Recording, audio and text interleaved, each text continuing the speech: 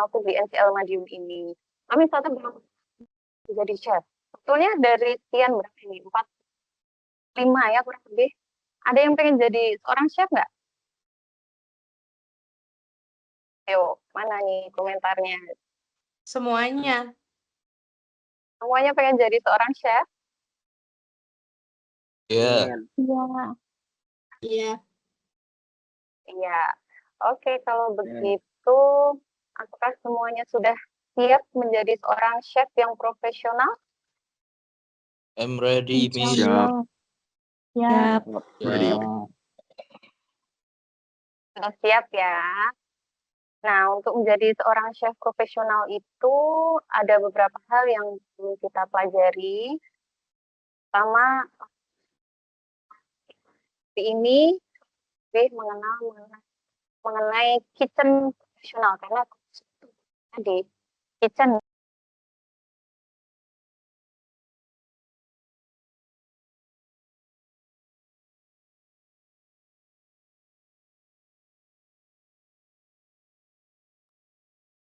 Sudah, Miss.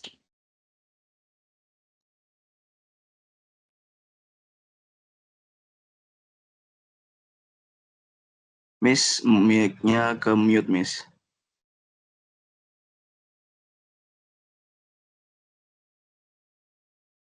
Oke, namun sebelum kita mengenai professional kitchen, saya mengenalkan diri ya. Nama saya Prila Sita Kusuma, tapi teman-teman di NCL memanggil saya dengan Miss Tata atau Chef Tata juga bisa. Di sini saya sebagai culinary instructor di NCL Madiun dengan spesifik mengajar Indonesian food seperti itu.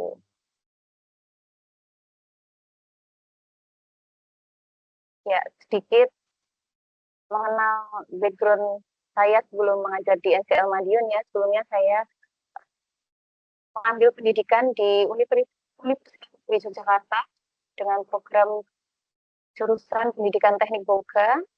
Jadi saya berkecimpung di dunia boga itu sejak tahun 2016.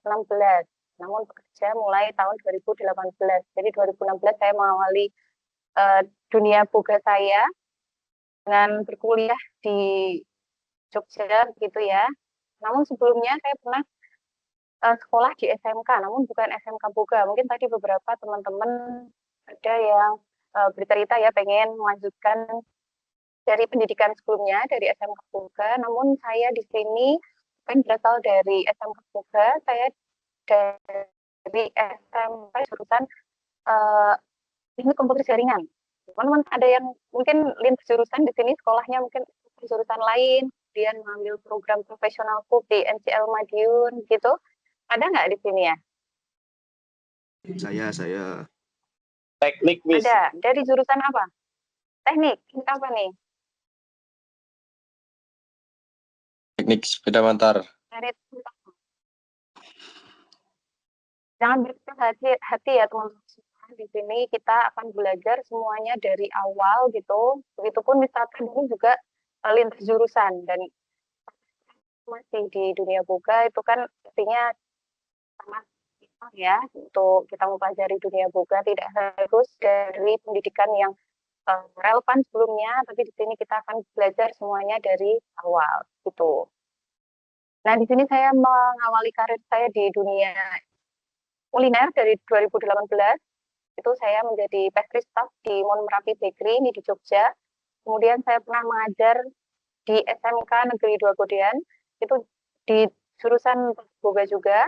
Kemudian saya pernah kerja selama 1 tahun di Jepang, itu menjadi komis pastry di Domremy di Jepang ya. Kemudian mulai April sampai Oktober di tahun 2023 saya menjadi instruktur kuliner di Dinas Sosial Kabupaten Sleman. Lalu dari bulan Oktober sampai sekarang 2023 ya saya menjadi kuliner di NCL Madiun. Mungkin sekilas dari background saya ya untuk awalan perkenalan saja.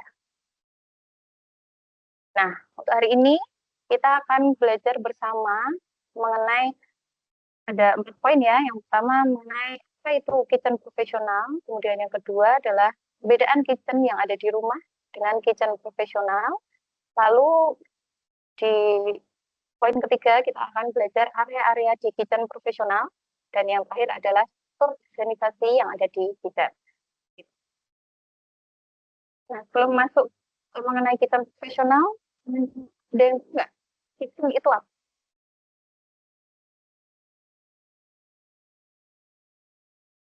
Nah, ini kitchen. Dapur. Dapur. Ya, betul ya. Cara bahasa kitchen itu adalah bahasa Inggris dari dapur.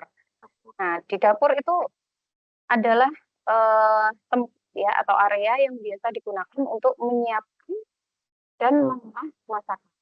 Setiap rumah pasti punya dapur ya. Di rumah semua ada dapur ya.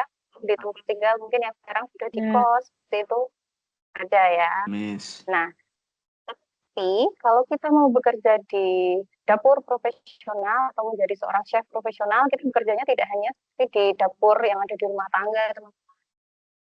Ini mungkin ada ilustrasi ya, gambar di bagian atas, ini adalah gambaran dapur yang ada di rumah. Kemudian yang di bawah ini adalah dapur profesional, gitu.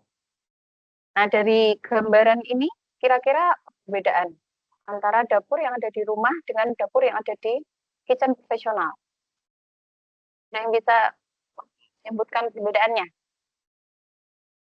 Alatnya lebih banyak. Alatnya lebih banyak. Yang di mana? Yang di bawah. Kitchen profesional. Yang di bawah. Oh, yang di kitchen profesional peralatannya lebih banyak. Kemudian selain itu apa lagi? Sesuai standar. Full stand. Boleh diulang, Mas? Mungkin suaranya agak putus.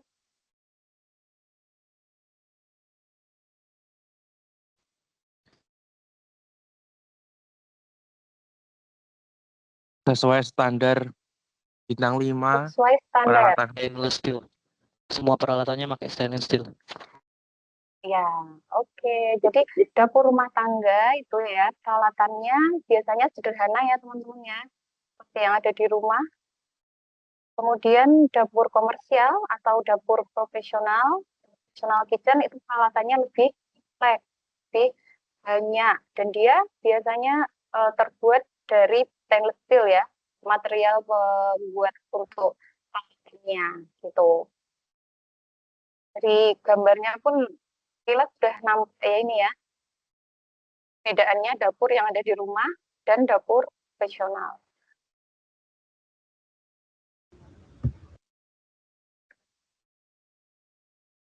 Nah, di sini sudah saya sajikan ya tabel perbedaan kitchen yang ada di rumah dengan professional kitchen.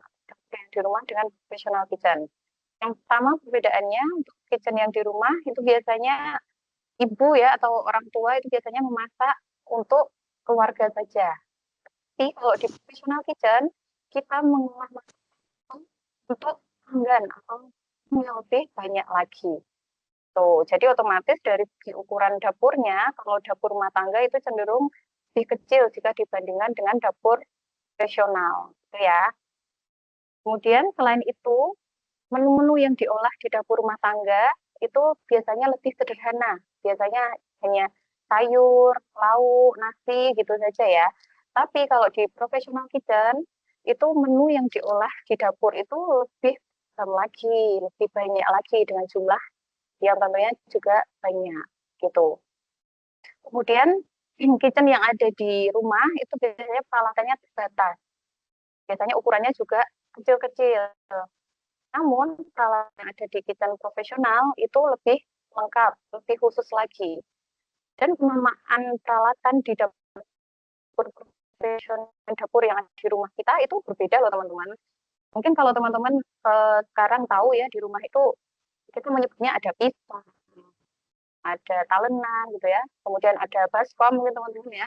Tapi kalau di kitchen profesional kita tidak menggunakan istilah-istilah di dapur rumah tangga itu sebagai keseharian kita. Nanti kalau teman-teman mau jadi seorang cook atau chef yang bekerja di dapur profesional, kita belajar nanti istilah baru profesional untuk nama-nama peralatan yang kita gunakan. seperti itu. Mungkin ada yang tahu, talenan itu kalau di dapur profesional itu sebutnya apa? Talenan, teman-teman talenan ya? Cutting board, Miss. Cutting Apa? board. Ringboard. Cutting board. Oke, betul.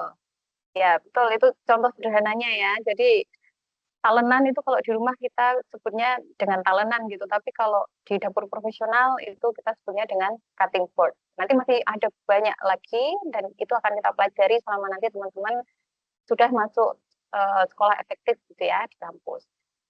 Kemudian perbedaan lainnya kalau di rumah, dapur di rumah kita bisa bekerja sendiri.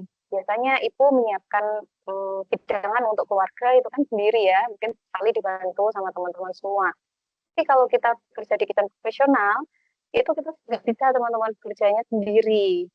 Butuh tim, kita harus bekerjasama dengan orang lain. Jadi otomatis bekerjanya itu lebih dari satu orang. Nah, dan itu juga tergantung kondisi kitchennya ya, di mana kita bekerja. Kemudian kalau di rumah, nah itu jadwalnya fleksibel. Kita mau masak pagi, siang, sore, malam, tengah malam juga nggak masalah gitu ya. Tapi kalau di professional kitchen, kita harus mengikuti SOP yang ada dan ada target waktunya. Jadi kita masak itu pengennya masak jam 9, ya udah nanti jam 9 aja. Pengen masak nanti siangan deh. Nggak bisa ya teman-teman, kalau di dapur profesional kita sudah ada pelanggan yang menunggu gitu. Nah, dari sini sudah bisa membedakan ya kitchen yang ada di rumah dengan kitchen profesional nantinya teman-teman akan kerja gitu. Bisa, Miss. Nah, jadi dapat kita simpulkan bahwa professional kitchen itu adalah dapur yang dirancang untuk mengolah makanan secara profesional dengan mengutamakan standar yang ada. Nah, standarnya itu meliputi apa saja. Yang pertama adalah food safety. Nah, safety itu makanan yang kita olah itu harus aman. Kita harus memastikan makanan yang kita olah itu aman untuk dikonsumsi. Yang kedua ada standar hygiene and sanitation. Nah, itu standar kebersihan ya, dari kebersihan diri, kebersihan peralatan, kebersihan tempat kerja kita harus jaga itu semua. Kemudian selanjutnya adalah standar quality. Kualitas makanan yang kita produksi itu juga ada standarnya. Nah, tidak boleh salah-salahan. Jadi nggak boleh semau kita sendiri ya. Tuh. Kemudian selanjutnya ada konsistensi. Jadi kalau mengolah masakan di dapur profesional itu harus konsisten ya. Jadi supaya mungkin chef satu dengan chef lainnya yang diolah sama, rasanya juga harus sama gitu. Makanya harus konsisten. Selanjutnya harus kerja secara teamwork dan ada time management yang harus kita tepati gitu.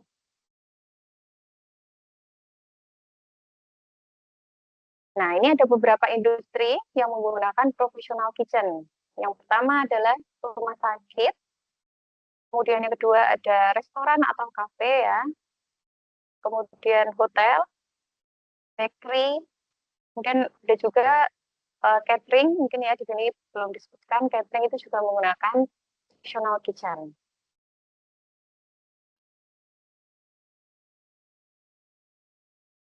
Nah, kita bicara mengenai professional kitchen, itu di professional kitchen itu dibagi menjadi beberapa. Di rumah itu kan dapurnya ya sudah cuma pot, itu digunakan untuk buat makanan pun gitu ya, baik makanan yang manis, makanan yang gurih, makanan yang atau bikin es krim sekalipun juga di dapur yang sama. Kalau di professional kitchen kita ada section-sectionnya sendiri, ada area-areanya sendiri. Nah, yang pertama ini adalah hot kitchen. Kitchen atau area dapur itu yang untuk makanan yang melalui proses masakan menggunakan panas sesuai dengan namanya ya, hot, panas. Nih, contoh dapurnya yang ada di gambar ini ya, banyak kompornya. Nah, di sini kompor saja banyak sekali ya yang kita olah di hot kitchen. Ini ada beberapa contoh hidangan. Ini mulai dari Western food, Indonesian food, Chinese food, seperti itu. Itu pokoknya semua hidangan yang membutuhkan api panas, kita olahnya di hot kitchen. Jangan tanya lagi, ini hot kitchen jelas kitchennya itu panas, gitu. Karena banyak api, banyak kompor yang menyala di sana, gitu. Area selanjutnya itu ada cold kitchen. Atau istilah lainnya ada garde manse gitu ya, tulisannya garde manger. Tuh. Nah, ini adalah tempat menyiapkan makanan yang disajikan dingin atau tidak membutuhkan proses memasak lanjutan. Jadi di sini tidak seperti di hot kitchen yang panas ya, di sini dia lebih dingin karena dia tempatnya untuk para chef itu menyiapkan salad, buah-buahan potong seperti itu. Ini ada contoh hidangannya yang disajikan di cold kitchen.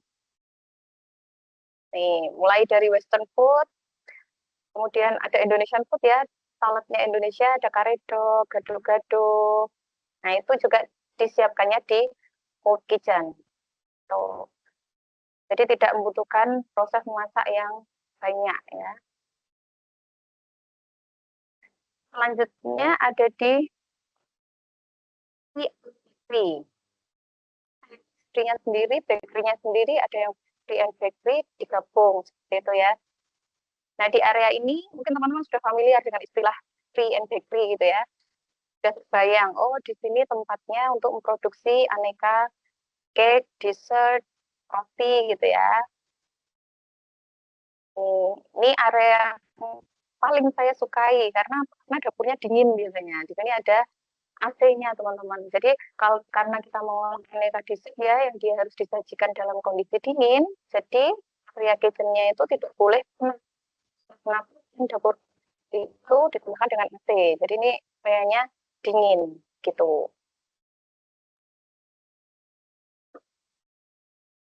Area selanjutnya ini ada area bakery atau baker kitchen gitu ya.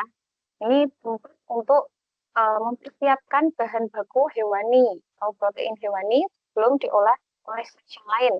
Nah, jadi di baker ini tidak terjadi pengolahan ya teman-teman. Di sini hanya untuk menyiapkan aneka protein hewani, di daging, ayam, ikan juga bisa di sini ya. Jadi hasilnya itu bukan berupa makanan siap disajikan atau siap konsumsi, tetapi adalah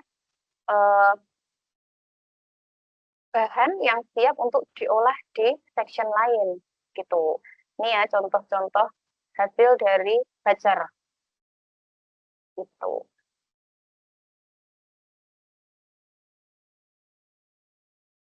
Lalu ada area lain juga di professional kitchen, yaitu ada area steward. Ini tempatnya steward, orang yang tugas menjaga kebersihan kitchen ya, mencuci peralatan kitchen. Itu posisinya di sini ya, stewarding atau tempat untuk mencuci piring gitu ya. Itu ini untuk area-area yang ada di kitchen. Mungkin teman-teman kalau ada pertanyaan bisa langsung dituliskan di kolom chat ya, nanti bisa dijawab di akhir sesi presentasi. Oh ya, sudah habis area-area yang ada di kitchen. Di sini Wisata tampilkan ada struktur organisasi di kitchen ya. Jadi setelah kita mengetahui apa itu professional kitchen, kemudian sudah kita ketahui area-area yang ada di kitchen atau section-section yang ada di kitchen. Nah, kalau di kitchen gitu ya, itu ada struktur organisasinya sendiri ya. Ini berbeda dengan struktur organisasi dengan departemen yang lain. Departemen kitchen ada struktur organisasinya sendiri. Namun, organisasi yang ini ya tidak bisa diterapkan sama semua di tiap hotel karena di tiap hotel itu pasti punya kebutuhan masing-masing. Jadi ini adalah secara umum, namun penerapannya itu disesuaikan dengan kebutuhan hotel masing-masing. Begitu. Bisa jadi lebih banyak lagi, bisa jadi ini lebih dipersingkat lagi seperti itu. Nah, untuk organisasi di kitchen itu yang menduduki jabatan paling tinggi itu ada di executive chef ya, atau chief cook. Nah, di executive chef ini beliau bertugas untuk memimpin seluruh operasional yang ada di kitchen. Ya, kemudian ada sous chef. Sous chef ini dia sebagai wakilnya dari executive chef atau yang menggantikan executive chef jika beliau berhalangan hadir gitu ya. Itu tugasnya sama mengelola operasional kitchen. Jadi ibaratnya kalau di sekolahan tuh ya, executive chef-nya itu kepala sekolah, lalu sous chef-nya itu wakil dari yang udah dipahami ya. Nah, lalu di bawahnya sous chef itu ada namanya chef de partie. Biasanya kalau di kitchen kita dengan CDP, hanya saja chef. Nah, CDP ini kalau dilihat ya, CDP dia ada CDP cold kitchen, hot kitchen, butcher, pastry. Nah, CDP ini beliau jawab penuh satu section. Jadi kan kita tadi sudah belajar section-section di kitchen ada ya. Nah, itu CDP itu beliau yang tanggung jawab di tiap section gitu. Kemudian di bawahnya CDP itu ada demi chef. Nah, demi chef ini beliau membantu CDP dalam menjalankan tugas di section. Tuh, mulai dipercaya menangani beberapa pekerjaan yang ada di masing-masing sectionnya. Tuh, jadi demi chef ini ibaratnya juga asistennya CDP ya. Kalau CDP-nya berhalangan hadir, nanti demi chef-nya yang menggantikan gitu. Lalu di bawahnya demi chef itu ada komis 1, komis 2, komis 3 gitu ya. Nah, komis ini adalah chef pemula. Ya. Chef pemula ini yang membantu menangani pekerjaan yang ada di tiap section. Gitu. Dan yang di paling bawah ini ya, jadi komis 1 itu yang sudah lebih memiliki pengalaman. Kalau baru awal menjadi komis itu biasanya komis 3 dulu, baru naik komis 2, baru komis 1. Komis 3 itu ada juga yang menyebutnya sebagai cook helper ya. Helper ini membantu pekerjaannya chef yang ada di kitchen di tiap section gitu. Nah, kalau teman-teman nanti setelah melalui masa pembelajaran di kampus NCL ini selama 1 tahun ya, nanti kan teman-teman akan magang. Nah, itu siswa magang itu posisinya berada di bawahnya lagi ya. Jadi masuk organisasi yang ada di kitchen gitu. Jadi tugasnya hanya membantu pekerjaan yang di kitchen. Jadi belum ada tanggung jawab untuk misal memasak hidangan kalau berawal ya. Tapi kalau nanti seiring berjalannya waktu teman-teman skillnya berkembang, kemudian kemauan belajarnya sangat tinggi, itu tidak menutup kemungkinan untuk diberi tanggung jawab yang lebih lagi gitu.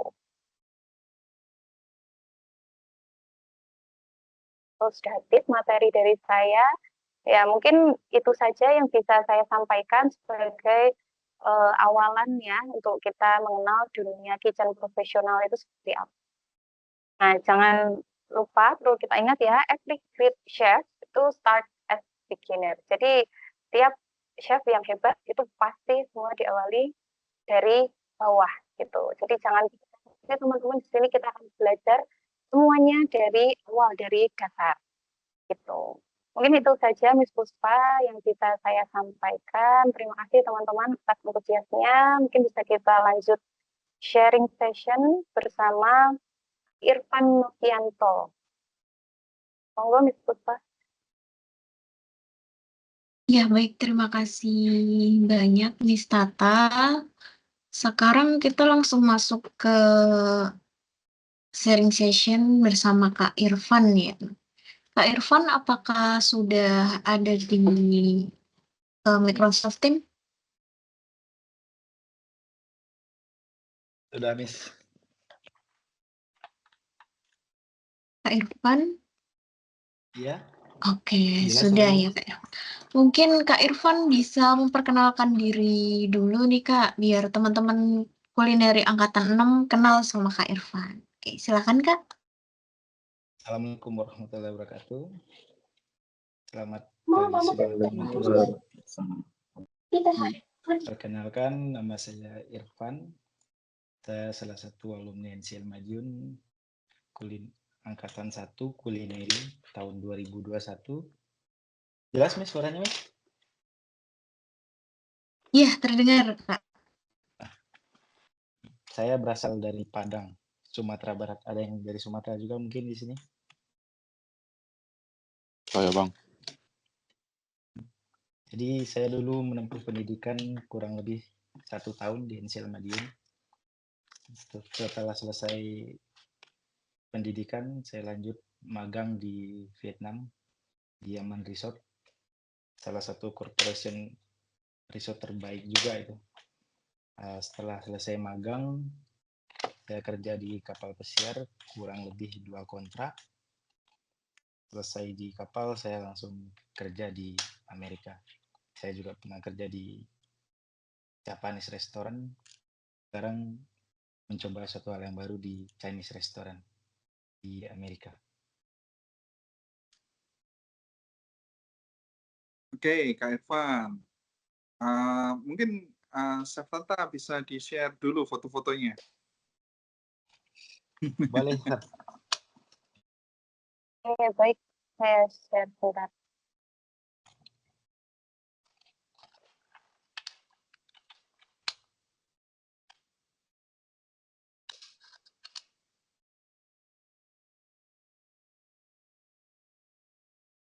Ini waktu di kapal pesiar ya, Kak Irfan ya? Iya, ini waktu di kapal Carnival Cruise Line di kapal Venezia. Kebetulan home portnya di Manhattan, New York. Ini posisi bangun tidur ini, Sir. Bangun tidur, lihat keluar lagi di PSC Madiun ya. iya. Posisi lagi di Patung Liberty. Keburu keluar pakai baju langsung foto. Pengen foto aja sebenarnya kayak apa sih Pengen Patung foto. Liberty itu. Sebagai kenang-kenangan, Sir. Oke. Saya kira di PSC Madiun, Mas. Bukan, Sir. Terus lanjut, Chef.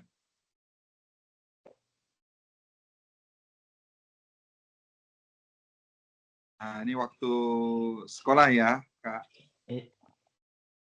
Iya, Mr. Jo. Ini waktu saya sekolah umur Dan itu 2. keberangkatan kemana itu ya? Kalau ini mau keberangkatan ke kapal pesiar waktu itu Kapal di pesiar Miami. ya. Miami. Ketemu sama salah satu alumni NCL Madiun, Mas Kansa namanya. Beliau mau berangkat ke Qatar, cuman beda waktu penerbangan aja. Beliau ke Qatar, saya ke Miami. Ke Miami Sama-sama ya. ke Qatar, ya. Sama-sama ke Qatar juga, Sir. Tapi beda maskapai. Ya, kalau Kak Kansa di Qatar selesai, kamu masih transit ya. Iya, Sir. Masih lanjut 12 jam lagi penerbangan.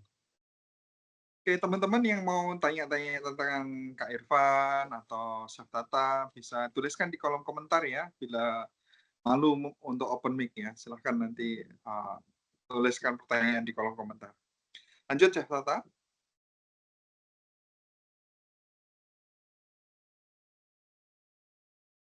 Ini waktu di kapal. Di sebelah Kapal kiri semua. ini di kapal semua, Sir. Di sebelah kiri ini di segitiga Bermuda. Di Bermuda Triangle. Yang tengah Di itu tengah lagi ini, mampir ke kapal orang ya itu kayaknya. iya, Sir. Itu tour namanya, Sir. Masih Hmm. satu corporation. Sebelah kanan itu di Amerika. Di Amerika. Caribbean. Caribbean. Lanjut, Chef.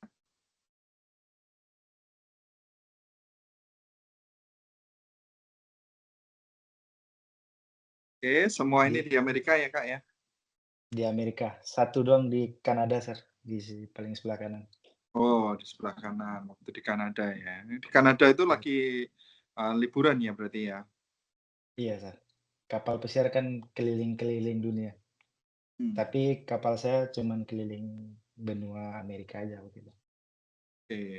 Lanjut, Chef Tata, bila masih ada?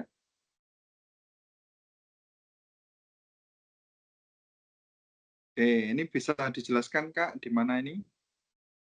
Ini overnight, Sir, di sebelah kiri ini, aduh lupa saya namanya.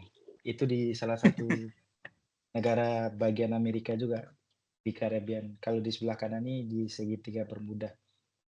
Oke. Sudah selesai ya? Iya, sudah habis.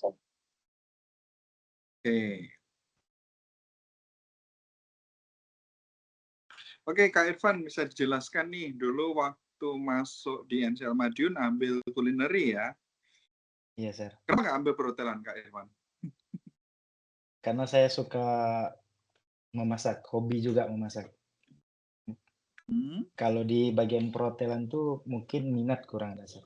Kalau semua tuh masih bisa dipelajari, asal ada niat. Kemauan. Oke. Dulu SMK-nya dari Boga juga nggak atau beda? Kalau saya dulu sekolahnya tuh termasuk seni. Sekolah ini, sekolah menengah seni rupa, SMSR. Oh, Bagian sekolah desain. menengah seni rupa ya. Iya, sekolah menengah seni rupa. Desain Sekarang komunikasi sekolah visual. masuknya sekolah menengah seni masak setelah itu ya. Sekolah. Oke. Terus setelah itu kenapa ambil memasak? Kok nggak ambil jurusan kuliah yang lain seperti itu? Karena saya tahu NCL tuh awalnya cuma memasak, Sir. Jadi setelah saya mau lulus, bingung mau kemana, cuma dari notifikasi YouTube lah. Bagaimana kapal pesiar itu membawa air dulu ceritanya kan, penasaran buka ke sana. Oh kayaknya ini asik deh jadi tukang masak di sana. Habis itu searching di Google, sekolah kapal pesiar terbaik di Indonesia. Dan NCL Madiun masuk salah satunya di Google. Mungkin teman-teman juga bisa searching juga. Cari informasi kampusnya, lihat sosial medianya, banyak alumni juga yang tersalurkan, mencoba mendaftar, berangkat dari Sumatera ke Jawa Timur. Sendiri ya? Dengan sendiri, Sir. Waktu itu masih zaman COVID. Nah, seperti itu. Terus dulu sempat magang kemana ya Kak Irfan ya? Saya dulu magang ke Vietnam, di Aman resort Resort ya? Bintang 5, Aman Resort. Dulu sebenarnya banyak pilihan juga, Sir. Tapi bahasa Inggris juga kurang bagus, ya yang penting keluar aja dulu dengan bahasa Inggris adanya. Dan kebetulan diterima di Vietnam ya. Di Vietnam. Teman-teman perlu tahu nih, Aman Group itu adalah salah satu grup resort mahal ya. Resort mahal. Sama seperti di Indonesia kita punya Aman Jiwo yang ada di Magelang. Mungkin teman-teman pernah searching nih hotel atau resort mahal di Indonesia. Salah satunya Aman Jiwo ya. Setelah menginap 1 hari di Aman Jiwo, check out-nya langsung jiwonya nggak aman gitu ya. Karena sekali masuk itu rata-rata di Aman Jiwo ya di 50 sampai 130 juta per malam. Semalam doang tuh. Kalau di Vietnam juga termasuk resort yang super mahal ya Kak Irfan ya? Di angka 32 juta waktu itu, Sir. Masih $2.000 itu 2.000 lebih lah, Sir. Waktu itu dolar masih 14.000 kalau nggak salah. Berarti Kalau per sekarang malamnya juga bisa sama. Tergantung juga, Sir. Kadang kalau malam tahun baru bisa lebih mahal lagi. Oke. Seperti hari-hari besar. Lalu sekarang kerja di Amerika di restoran Cina ya, Kak ya? Chinese restaurant. Chinese restaurant. Jabatannya apa, Kak? Sudah Komis 1? Saya di sini cook, Sir. Kalau di restoran kan seperti yang dibilang Miss Tata tadi, nggak semua struktur itu sama. Nggak, kadang di restoran namanya di restoran, kadang nggak ada namanya head chef. Ya cook itulah yang bertanggung jawab bersama-sama mengatasi semua masalah yang ada di dapur. Tapi ada beberapa orang yang memang benar-benar ditunjuk. Tapi waktu dulu di Aman Resort ada ya jabatan struktural tadi ya. Ada, Sir. Di kapal pun juga ada. Oke. Oke, Safata, mungkin ada pertanyaan yang sudah masuk di kolom komentar atau mungkin ada teman-teman yang mau tanya-tanya nih terkait dengan program kuliner sama Kak Irfan.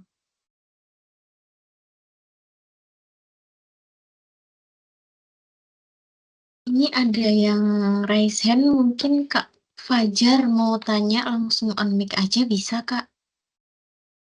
Oke, Kak Fajar. Raise hand.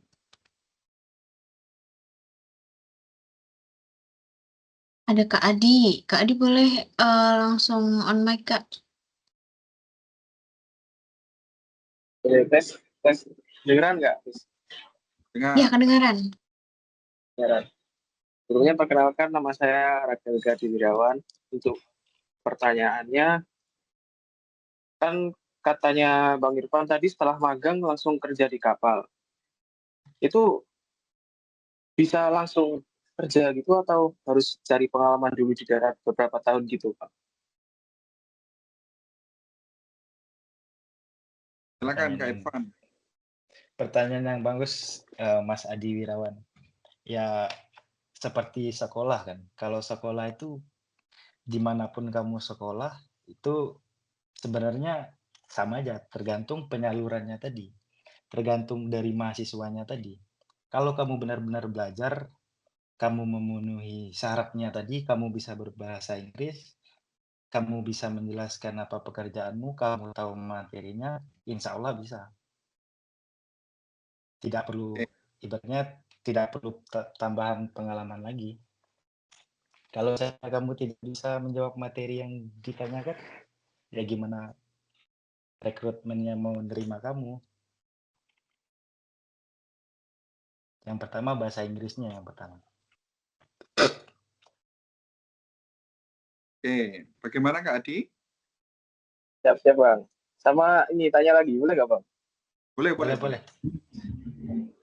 Ini apa, ada ini nggak apa, kayak tantangan terbesar yang dialami sewaktu masuk di international kitchen? Kan beda kan dari yang kita di negara kita. Dan gimana caranya Bang Irfan beradaptasi biar bisa hidup di dunia sekitar yang kayak bahasanya tuh beda dari bahasa kita kan.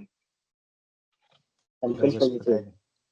pertanyaan yang bagus. Kalau beradaptasi itu semua negara mempunyai budaya, culture yang berbeda-beda, kebiasaan yang berbeda-beda. Tapi kalau saya, kalau di dapur mungkin gimana ya, nggak semua hal yang harus dimasukin ke hati, kayak baperan lah istilahnya. Terus kalau kita sebagai, ibaratnya sebagai curu lah, anak bawang, masih bawahan tuh ya apa yang diajarin senior harus kita ikutin. Jangan bawa ilmu kita merasa pinter, terus kita, oh nggak kayak gini, nggak. Ikutin aja apa yang dia suruh, yang penting kamu nurut, bikin dia seneng, insya Allah dia seneng juga. Mungkin kalau bahasa, ya nggak susah-susah amat sih. Ya mungkin cuman beda accent, culture yang ini, budaya, kebiasaan yang susah biasanya. Mungkin orang luar tuh main getok kepala mungkin ya kan, pegang kepala mungkin. Hey my friend katanya kan, dipegang aja kepala kan, kadang kita tersinggung ya, jangan dibawain ke hati gitu aja.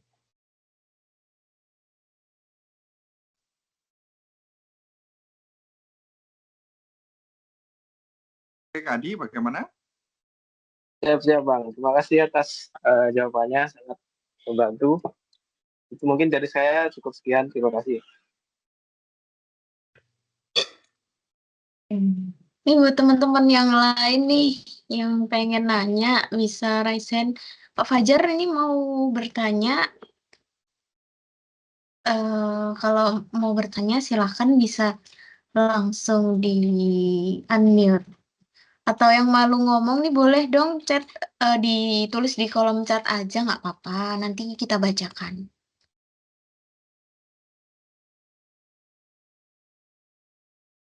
Nampaknya anak kuliner yang kali ini masih malu-malu ya. Nggak jadi masalah ya, teman-teman. selalu diingat teman-teman nanti akan masuk di NCL Madiun, program Professional Cook. Dan yang utama, selain kalian belajar terkait bagaimana bisa memasak dengan baik dan benar, perlu kami sampaikan bahwa lowongan pekerjaan kami yang ada di luar negeri untuk cook itu banyak banget. Ya, namun jangan lupa nanti belajar bahasa Inggris. Ya, ini penting banget. Dulu Kak Irfan waktu belajar bahasa Inggris di NCL Madiun, caranya gimana kok bisa? Sampai sekarang ke Amerika kan tentu bisa bahasa Inggris. Caranya gimana? Kalau saya dulu gini sir, mungkin basic bahasa Inggris juga dulu memang benar-benar dari nol. Ya memang bisa dikatakan nggak sama sekali bisa bahasa Inggris. Ya termotivasi dari temen yang ngajak bicara, sambil hafalan juga satu hari cukup 2 atau 1 kata, tapi konsisten. Nggak perlu banyak 10, kadang ada hafalan dari dosen 10. Kadang dari bawaan kita nggak sanggup misalnya 10. Yang kalau saya cukup 2 atau 3, 1. Yang penting konsisten setiap hari. Jadi konsisten belajar ya. Konsisten belajar.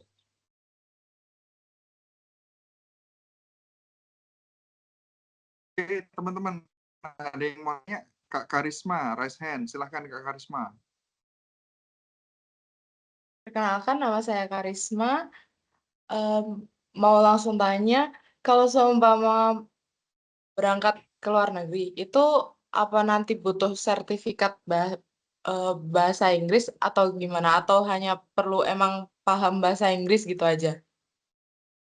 Paham dan bisa berbicara ya, dengan lancar. Ya. Sekian, terima kasih. Oke, Kak Irfan dulu waktu ke Vietnam sama ke Amerika butuh sertifikat bahasa nggak? Semacam TOEFL. Kalau ke Vietnam sama ke Amerika nggak butuh sertifikat. Tapi cuman dia ngerti bahasa saya ngerti bahasa dia. Bahasa dia bisa dia mengerti. Itulah kasarnya, Sir. Kalau jawab. Ya, jadi teman-teman yang Nggak. punya cita-cita nih masuk ke NCL Madiun dan pengen ke luar negeri ya. Pada dasarnya kalau kalian ke luar negeri, indikator utama kalian diterima hanya dari interview ya, dari percakapan ini, seleksi interview itu. Semakin kalian bisa jawab pertanyaannya, maka akan dengan mudah kalian akan menerima job itu. Seperti itu. Benar ya Kak Irfan ya? Benar, Sir. Ada tambahan lagi. Seumpamanya kayak gini. Kemarin kayak Amano itu menerima peserta magang. Ada 4 kandidat yang dimasukin. Kalau seandainya kamu kepilih nomor 1, kalau kamu kena skip, berarti harapan kamu gagal. Mungkin temanmu yang di belakangnya bisa menyusul. Kalau seandainya temanmu gagal juga dipilih, mungkin yang ketiga. Mungkin bisa jadi keempat-empatnya di interview mungkin yang lebih bagus yang diambil. Nah, jadi kualitas dari interview ya, Kak, jawaban interview ya Kak Irfan ya. Iya benar. Ya intinya semangat aja lah belajarnya. Jangan sampai mau kalah sama temennya. Kan bagus kalau bersaing tuh bagus. Ya, Kak Karisma dan teman-teman yang ada di NCL Madiun, kalau sekarang lagi fokus belajar bahasa Inggris, karena punya cita-cita untuk keluar negeri, saya sangat menyarankan, saya sudah hampir 14 tahun ya di NCL, dan saya sudah melihat banyak sekali siswa NCL yang sekarang sudah di luar negeri, fokus dulu ke listening, fokus dulu ke mendengar. Ya, setelah itu belajar speaking. Ya, 2 hal itu kalian pelajari aja cukup sebenarnya. Nggak perlu fokus ke grammar, nggak perlu fokus ke reading ataupun writing dulu. Ya, kalau nanti kalian fokus ke pola-pola grammar seperti itu, akan nggak ngomong-ngomong tuh. Benar ya Kak Irfan ya? Benar, Sir. Fokus aja ke mendengar dan fokus aja ke bicara. Jadi kalau fokus kedua hal itu, nanti saya yakin untuk pergi ke luar negeri akan lebih mudah. Seperti itu. Gimana Kak Karisma, sudah bisa dipahami? Sudah, terima kasih. Kak Karisma mau keluar negeri nih? Rencananya gitu sih. Oke, mantap nih. Oke. Rohmat Syaifuddin, silakan. Perkenalkan, nama saya Rohmat. Saya ingin tanya, misal itu kan kita kerja di kitchen kan. Kalau kita punya skill di pastry, itu skill yang lainnya perlu diasah lebih lagi nggak? Oke, mungkin Chef Tata. Kita bantu jawab. Boleh diulangi pertanyaannya, Mas? Agak putus suaranya. Kalau kita punya skill di lebih condong ke pastry itu loh, kan kita suka bikin roti ya. Kalau skill yang lainnya itu kurang, gimana itu, Chef? Oke, jadi pada dasarnya Mas, di NCL nanti teman-teman akan diajari baik itu pastry maupun yang lainnya. Ada Indonesian food, ada Western food, Chinese food gitu ya. Nah, kalau Mas, siapa tadi ya namanya? Maaf, Mas Rohman. Mas Rohman. Rohman, ya. Mas Rohman, nanti kalau sukanya di pastry saja, itu kalau di kampus tidak bisa hanya belajar pastry saja, Mas. Jadi semuanya harus dipelajari. Tapi nanti kalau Mas pengen kerjanya atau magangnya itu di pastry, itu bisa gitu. Jadi kalau di kampus semuanya tetap dipelajari gitu. Nanti mengembangkannya lagi itu di industri, Mas. Ya. Itu ya Kak Rohmat ya. Jadi misal mau fokus ke pastry dalam bekerja sangat memungkinkan kalau mau fokus ke pastry saja. Karena Kak Irfan kalau nggak salah itu dulu satu angkatan dengan siapa itu yang anak Madura itu ya Kak? Saya lupa. Ini Zin, Sir. Beda angkatan, Sir. Dulu kulineri ada 2, ada program 2 tahun sama program 1 tahun. Oh enggak yang temenmu satu kelas tuh siapa aja ya? Rifki, Anas, sama Bugi. Oh oke. Raihan Oh ya. Bugi. Yang kulineri 2, sorry, kulineri 2 berarti ya. Ada satu anak kulineri 2, dia fokus di pastry dan sekarang juga dia menjadi CDP pastry ya, sekarang di Qatar gitu. Jadi Mas Rohmat nanti kalau mau fokus di pastry, magangnya di pastry, cari kerjanya juga di pastry gitu ya. Nanti untuk ujian BNSP-nya, uji kompetensinya juga ambilnya pastry saja, jangan mengambil hot kitchen. Seperti itu ya Kak Rohmat ya. Bisa dimengerti Kak? Baiklah, terima kasih. Dimengerti. Yuk teman-teman yang lain mungkin ada di kolom komentar, Miss Puspa. Ini belum ada, Pak. Oh, belum ada. Yang lain mungkin teman-teman ada yang mau tanya-tanyakan? Kak Ramadan Hikmah. Ini Kak Ramadan. Halo, tes. Suaranya lancar nggak, Miss? Mantap. Oke. Ini untuk pertanyaan untuk Kak Irfan. Nama saya Rama, perkenalkan.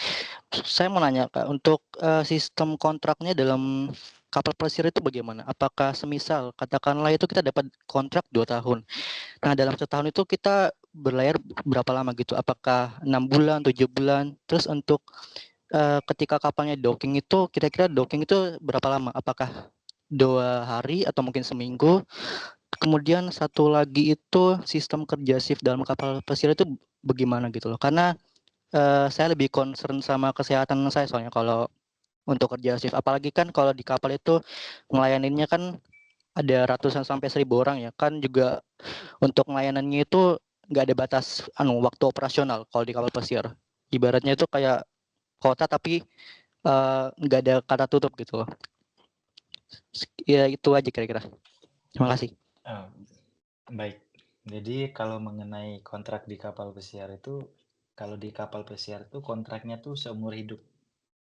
Jadi kalau kamu udah jadi pelaut, kerja di kapal itu sebagai rumah kamu dan rumah itu sebagai tempat vacation namanya. Jadi kalau di kapal pesiar tuh 1 kali kontrak itu tergantung kapalnya, ada yang 6 bulan, 7 bulan, 8 bulan, bahkan sampai 10 bulan, tergantung kapalnya tadi. Nah, tergantung cruise-nya, mungkin ada yang cruise-nya keliling dunia, ada cruise-nya yang hanya di Asia, ada yang di Amerika. Kalau sistem kerja di kapal pesiar tergantung section kamu juga, tergantung posisi kamu juga. Tapi kalau section kamu ibaratnya masih yang di kelas bawah atau menengah, itu tanggung jawabmu nggak sebesar yang head chef-nya tadi. Kalau seandainya section kamu mungkin kamu pertama masuk tuh seumpamanya kamu di bakery, mungkin kamu second cook atau komis 2. Di kapal kan komis 2, komis 1, komis, habis itu baru demi. Kalau komis 2 itu biasanya ada yang ngelayanin dari breakfast sampai ke dinner. Itu jamnya split. Ada juga jamnya yang straight. Kalau jamnya split mungkin kamu pagi, berangkat kerja jam 6, melayani breakfast sama lunch, jam 1, jam 2 kamu selesai, habis itu pulang ke cabin, ke kamar, ke cabin, turun ke kamar kamu, mungkin nanti jam 8 sampai jam 10 kamu kerja lagi. Jadi di kapal pesiar nggak ada sistem off-nya. 8 bulan kamu di kapal, 8 bulan kamu kerja. Kalau mungkin kayak di hot kitchen mungkin. Ya seperti itu juga. Mungkin kamu cuman dikasih shift breakfast, lunch, sama dinner. Bisa jadi juga dari lunch, dinner, sama midnight. Tergantung kapalnya. Kalau di kapal sekarang udah dibatasin 12 jam. Soalnya kalau dari negara Amerikanya sendiri, kalau sempat ketahuan kerja di atas 12 jam itu disuruh pulang, udah dipantau gitu. Jadi kalau di kapal pesiar tuh kerjanya tuh sistemnya borongan. Semakin cepat kamu kerja, semakin cepat kamu pulang. Lambat kamu kerja, lambat kamu pulang. Intinya teamwork. Makanya gimana caranya antara tim tadi itu bekerja cepat selesai, cepat pulang. Cepat istirahat. Dan besok kembali lagi bekerja. Kalau di kapal sendiri sebelum kita kerja kan udah dicek kesehatan juga. Di kapal pun kita juga dijagalah ibaratnya kesehatannya. Kayak seumpamanya besok pagi kerja jam 5 ya jam 12 sudah tidur, jam 11 sudah tidur. Kalau seandainya siang itu kapalnya sandar, nanti tamunya keluar, itu udah sama kayak istirahat 2 hari, 2 jam, 3 jam. Habis tamunya balik ke kapal lagi, baru kerja lagi. Tergantung kapalnya juga. Rata-rata kapal itu kalau sandar itu cuman sehari. Ada yang overnight juga. Overnight bisa sampai 2 hari, 3 hari. Bisa diingerti, Mas? Mas Ramadan. Baik, terima kasih Kak Evan. Udah dipahamin. Sekian itu aja. Terima kasih. Oke, Kak Rama. Jadi nanti kalau Kak Rama diterima di kapal pesiar, itu bukan kontrak 1 atau 2 tahun ya. Kontraknya kalau seumur hidup terlalu lama ya Kak Irfan. Tapi biasanya sampai 50, maksudnya dia bisa bekerja sampai usianya di 55 sampai 60 tahun. Selama masih kuat ya nggak jadi masalah. Kamu akan terus bekerja di situ. Namun sekali kalian masuk di kapal pesiar itu rata-rata 8 sampai 10 bulan. Ya tergantung pada perusahaan masing-masing ya. Tapi mostly 8 bulan. Itu ya, Kak Rama ya. Baik, Pak. Mungkin ada lagi teman-teman yang mau bertanya? Ada yang mau raise hand?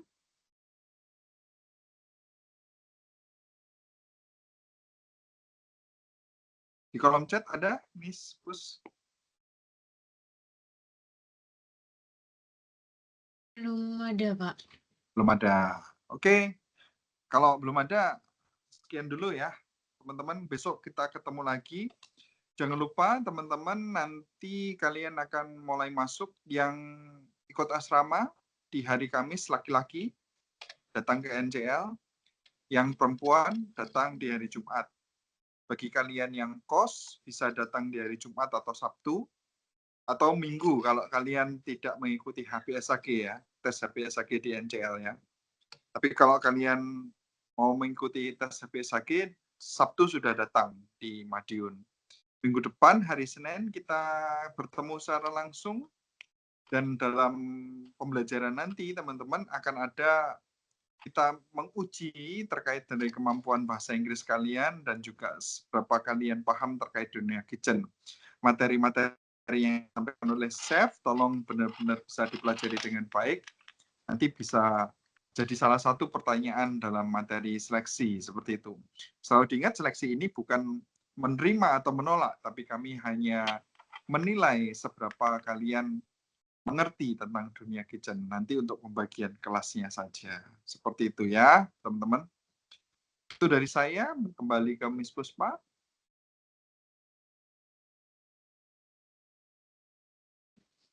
Baik, teman-teman, sudah tidak ada pertanyaan lagi dan juga ini terima kasih untuk Pak Yohanes, Miss Tata dan juga Kak Irfan yang sudah berbagi pengalaman dan juga materi kepada teman-teman kulineri angkatan 6. Nah, dari materi yang disampaikan oleh kita memahami bahwa bekerja di kitchen profesional itu bukan hanya tentang kemampuan memasak, tapi juga tentang disiplin kerjasama tim, menjaga kebersihan, serta memahami sistem kerja di setiap area kitchen. Melalui sharing session dari Kak Irfan, kita juga mendapat gambaran nyata tentang gimana sih perjalanan karir di dunia kulineri dapat membawa seseorang hingga bekerja sebagai cook di Chinese restaurant di Amerika Serikat. Pengalaman yang dibagikan hari ini menunjukkan bahwa semangat belajar, kerja keras, dan konsistensi dapat membuka peluang berkarir di industri hospitality tingkat internasional. Semoga materi yang disampaikan hari ini bisa menambah wawasan sekaligus motivasi teman-teman untuk terus belajar, berlatih, dan mempersiapkan diri menjadi seorang chef profesional. Ini akan saya share untuk link absen. Bagi teman-teman yang tidak memiliki kolom chat di Microsoft Teams-nya, nanti bisa menghubungi saya yang nge-share link tadi di WA, nanti tinggal screenshot aja bukti kehadiran Microsoft Teams hari ini. Begitu ya teman-teman. Nanti sampai di jam 2 siang maksimal menghubungi saya ya. Untuk bukti kehadirannya bisa screenshot Microsoft Teams pada siang hari ini. Mungkin itu saja. Sekali lagi terima kasih Pak Jo, terima kasih Miss Tata, dan juga terima kasih Kak Irfan. Semoga sharing session hari ini bisa menambah semangat teman-teman untuk masuk ke dunia perhotelan, di dunia kuliner. Mohon maaf. Selamat siang, terima kasih, tetap semangat teman-teman. Sampai jumpa di 2 hari ke depan. Oke, terima kasih. Mohon maaf apabila ada salah kata. Wassalamualaikum warahmatullahi wabarakatuh.